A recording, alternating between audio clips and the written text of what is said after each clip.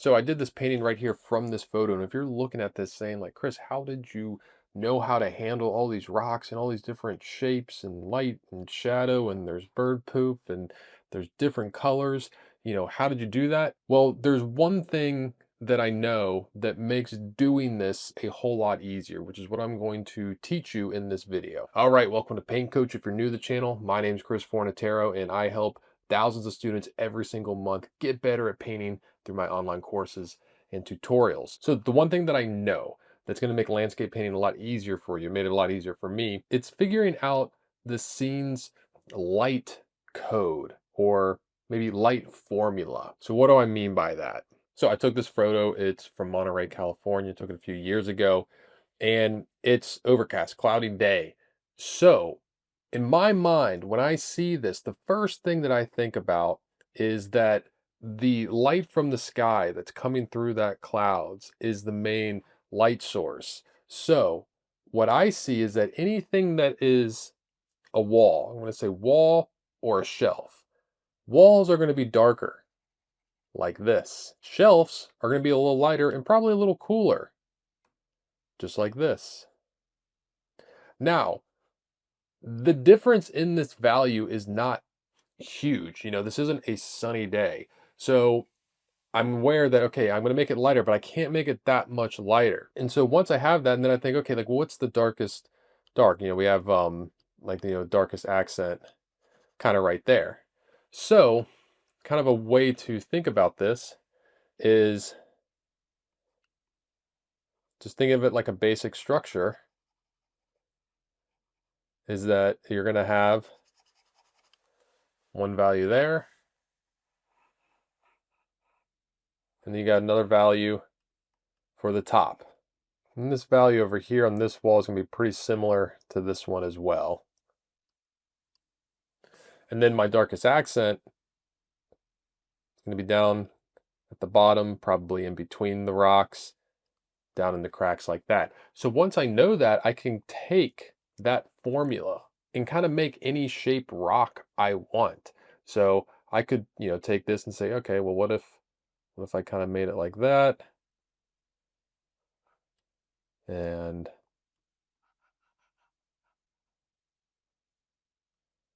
look at that, just made a different shaped rock. Now what if I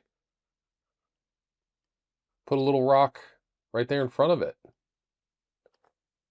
See, I can do that. And so what this allows me to do is to look at the reference and not paint every single rock. If you go in there trying to capture every single rock, it can get frustrating. And there's also something to being able to simplify. If you ever look at great painters' paintings and you're like, wow, like how did they simplify that? Like how did they choose which rocks to put and what not to do? A lot of that's going to be easier when you understand the light formula of the scene, because then it gives you the freedom to kind of do whatever you want. And it allows you to really simplify things if you want to. For example, you'll see in the painting, like I just really simplified all these rocks here into like kind of like a simple shape, and did use the negative space of the water coming in to kind of create a more readable kind of silhouette of rocks. But then I also use the same thing of, okay, well then, I can kind of identify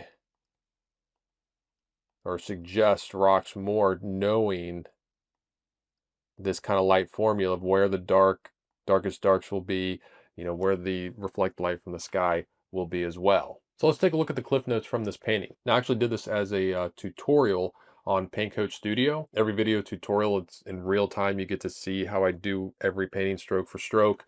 I try and keep all the paintings to around an hour, 2 at the max. I also include the reference photo, the final painting, and these helpful little cliff notes that my students have been liking a lot. It always kind of reminds me of those, books you'd buy, like learn to paint this, learn to paint that. And I always liked seeing the progression photos. Anyway, you can see here when I started, since there is a color shift in these rocks, it does get, like a warmer color as it gets closer down to the waters, the rocks change color. And so I made sure to have that. When I blocked it out with just a flat color, I did have it get warmer as it came down to here. And again, look again at how simply I just blocked that in.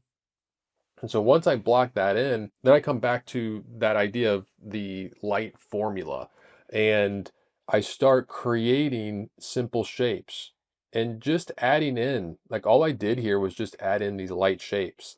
I added a few darks here or there and kind of recut the outside edge of this to get more specific. But just doing that, like there's already forms starting to happen in the rocks. And I just start playing with it more here. I kind of test things out. I'm trying hard also to not get too detailed too fast. We're trying to find two smaller rocks. I'm trying to simplify a bunch. You can see by the end painting here, there's like a whole bunch of little rocks and everything happening here.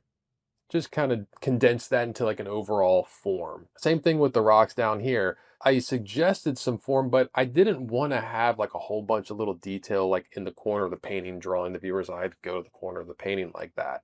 I also really wanted to keep the light shapes here really simple and really push that kind of directional element of them to kind of push you this way in the scene. I have the water kind of coming in this way and then it shoots you this way. And, that's where I really want to get to. And then put these little here, uh, go that way as well. I'm talking a lot about composition here. Not going to get into composition in this video, but if you struggle with composition, I always say composition is probably the most important thing to know for landscape painting, because the first thing you do, and if you don't get it right, nothing you do else in the painting I feel matters. You can paint it as good as you possibly can. If the composition doesn't work, the painting's not going to work.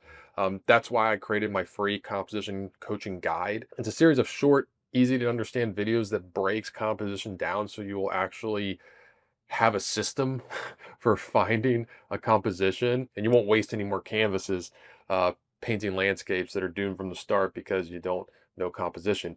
If you want to check that out, there's a link to it in the description of this video. So again, now knowing this, looking at this painting again, you can see how just knowing the right value and the right color to put for any part that's facing upward is going to help. And then you got the color and value for the wall, the part that's not getting a lot of the reflected light from the sky, and then darkest accent there. You want to see one more example? Let's see one more example. Let's do something a little bit different. Let's do a cityscape. Here's a good one. This is from a photo I took in Cincinnati, Ohio last year in the winter. This is a Patreon tutorial as well. And this idea of the light formula helps a lot with painting cars, because if you think of a car, let me just kind of get some, you can almost just think of it like a box. You got the box right there, and then you maybe cut out the tires, and there's that shadow underneath the car. So once you got just that basic silhouette, again, the light formula, the understanding where the light's coming from, this car is in shadow, so it's the reflected blue light. I mean, the car is also just reflective itself, but just doing that, doing some of that.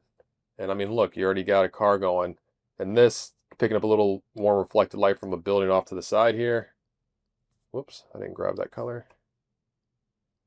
Just get a little bit of that. A little more blue in here. You can see how easily you can communicate a car when you know this light formula. Same thing goes with the buildings. You can see I kept everything very, very simple all throughout there. Not a lot of detail, but I knew the light formula. So I knew what to put in to get it to read. And I knew that the sunlight was coming forward. So if I wanted to indicate any building that was sticking out, up top where it could still catch the light, all I got to do is just put a little warm mark, and that's just automatically going to make that read as a surface that's facing us. And same thing with here. If I just do it cooler and darker in shadow, that's going to be facing the other way. So you can see just with these two values, I communicated this whole building just with these two values. So I hope this concept of the light formula makes sense. If you have questions, leave those questions in the comments. I love seeing them. That's how I figure out what videos to make next. If you want to see some 1 minute long bite-sized lessons, I have those on my Instagram at Forza43. I'm Chris Fornatero, here telling you to go get painting.